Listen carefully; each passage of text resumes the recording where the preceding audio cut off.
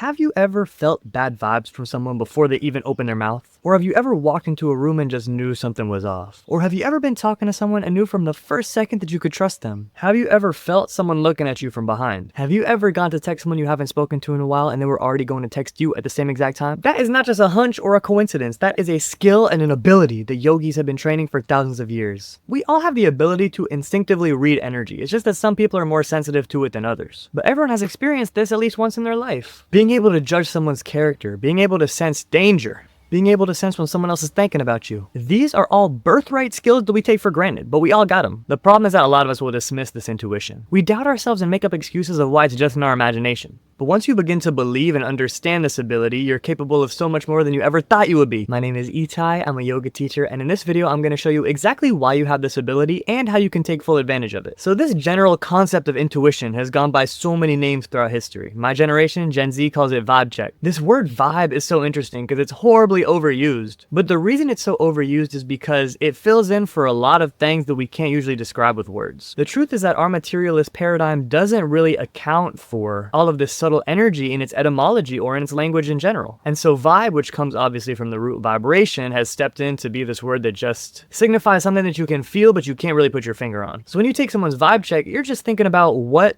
frequency they're emanating. And in this way, every single thing on the planet has a vibe. A tree has a vibe when you hug it. A really crowded room has a vibe when you walk into it. And you have a different vibe when you're sad, when you're angry, when you're excited. So the word vibe seems like casual slang, but it's actually indicative of something really deep, powerful, and subtle, which is that the entire universe is made up of vibrations. If you're a nerd like me, you should look up the wave-particle duality experiment, which is basically this quantum physics experiment where scientists learned that matter only appears as particles when it's observed. When it's not observed, it behaves like a wave. In other words, everything is made of a wave. And waves vibrate, don't they? At a very specific frequency that either harmonizes or does not harmonize with another frequency. That's why certain things feel good to you and some things don't. It's just a matter of vibrational harmony. And I'm a musician, so I think very deeply about this. I spent my whole childhood learning how to make beautiful noises and avoid horrible ones on my instruments. And so we can walk through life in a very similar way. When we hear these subtle frequencies, we can tune ourselves, tune our own internal instrument so that we are adding beauty and not dissonance to this world. So how do we get more sensitive to these vibes? How do we learn to pick up on them so that we can add beauty to the world and use them to our benefit? The answer lies in the fact that your body usually processes these signals before your mind does. Look, we live in a modern society where we're trained to use our left brain for everything. Everything needs to make logical sense, everything needs to be understood with numbers and words. But the truth is that our materialist paradigm fails to acknowledge consciousness, which really cannot be defined by our science, by our language, by our studies in general. I mean, no human can pretend like they know the whole depth of consciousness. It's way beyond our understanding, but that's only because we feel the need to explain everything and understand it. If you don't understand something, you can still be aware of it and still accept it. That's why you have all these stories of ancient yogis who were able to make flowers materialize in their hand, were able to cure people of illness, do whatever they wanted by bending vibrations to their will. The only thing that separates these advanced yogis from everyone else is they spent their whole life getting more and more sensitive to these vibrations. But you can do it too. The phrase gut feeling exists for a reason. You get unconscious muscular tension in your jaw or shoulders or hips for a reason. Look, our bodies are way more intelligent than we give them credit for. It's a shame that modern life encourages us to take so many pharmaceuticals and spend so much time in go, go, go mode, neglecting stillness,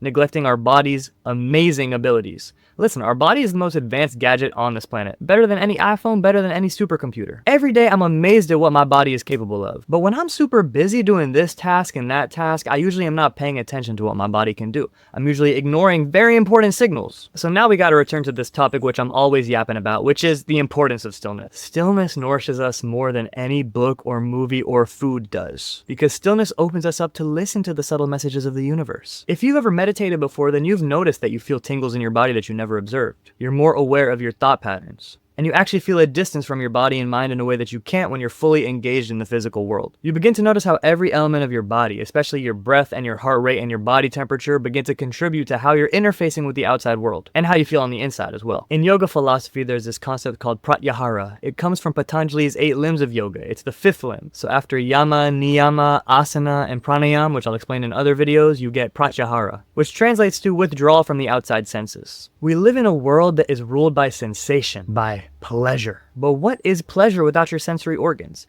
If you couldn't see, hear, touch, smell, or taste anything, then what would give you pleasure? Not a delicious piece of food. Not even your favorite song. Not even a beautiful view of nature. Pleasure actually doesn't exist when you withdraw all your senses. But when you sacrifice this pleasure, something else comes up, and that is connection. Connection to your body, connection to your mind, and connection to the entire universe. When you choose stillness, you're basically telling yourself, okay, bring it on. I'm ready for whatever messages the universe wants to send me. I'm here to accept them. You will notice subtle changes in your heart rate, subtle deepening and shallowing of your breath. You'll notice when you're clenching your jaw, grinding your teeth, hunching your shoulders. All these physiological triggers will go from subconscious to fully conscious. You'll understand why they happen and you'll be able to change them. But more importantly, they will lead you to reverse engineer things happening outside of you. And that's where the vibes come in. Someone who regularly practices this kind of pratyahara meditation is going to be way better at judging vibes. When your heart rate begins to quicken, you will ask why. When your breath begins to shallow, you will ask why. And you will be able to discern what external thing you're interacting with that's giving you these bad vibes. These vibes that are increasing your body temperature, secreting adrenaline, and boosting your fight or flight response. At the same time, you will know what it's like to secrete oxytocin. You will feel tingles of love all over your body, and you will know that when somebody or something gives you that response, their vibes are harmonizing well with yours.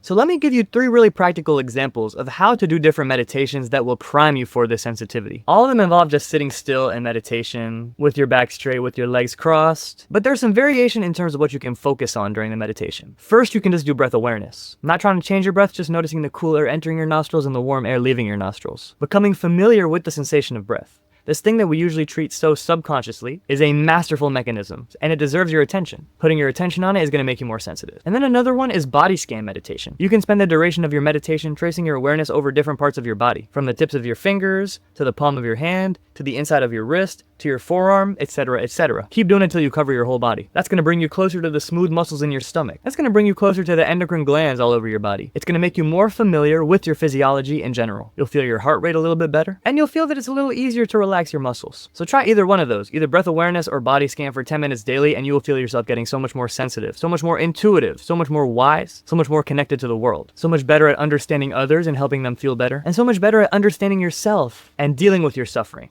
And here are a few really practical applications to use this sensitivity in your daily life in order to improve the quality of your life. Number 1, before you make a big decision, just check, what is my body saying right now? The decision you make will change whether your body is excited and activated or calm and rested. There's no more mystery, there's no more option paralysis, there's no more being indecisive when you know how to listen to your body. Your body already knows the answer. We just don't usually care to ask it. So before you make a big decision, check in with your body. Number 2, if you know you're about to enter a heavy space or interface with a difficult person, you can actually reverse engineer calmness and fortify your vibe by engaging with your physiology. Taking deep breaths, doing some meditation, soothing yourself by tapping or massaging yourself. All these things that relax your nervous system are going to make you less vulnerable when you enter these situations. So you can use this trick to prepare and protect yourself when you enter difficult situations. Also, the third tip is just in general, don't dismiss your gut feelings, your first reactions. They are your teachers. They are your guardian angels. So often we challenge them and let our logical brain override whatever our gut is telling us. But show your gut some respect. It digests all your food all day, so we might as well listen to it. It's just trying to protect you, and I bet it will help you a lot. So there you have it, a full explanation of why we have this ability to sense the vibes, 2 meditation exercises to get more sensitive to the vibes, and 3 distinct ways to use the vibes to improve your life. You now have everything you need to go transform your existence using this knowledge. If any questions remain, let me know in the comments below and I will answer thoughtfully. Otherwise, let me know in the comments what was the last time you got that vibe, that subtle signal that made you realize you have more intuition than you thought. Maybe it was a dog you felt instantly connected to. Maybe it was a location you felt connected to. Maybe it was a person you felt you should stay away from. Let me know what your latest experience has been with that. And I've actually made guided meditations for everything I talked about today, so be sure to check out my channel for those guided meditations where you can flow along with me and get deeper into your practice using my guidance. I love you so much. I'll be here every day for y'all, so I'll see you tomorrow. Peace and love.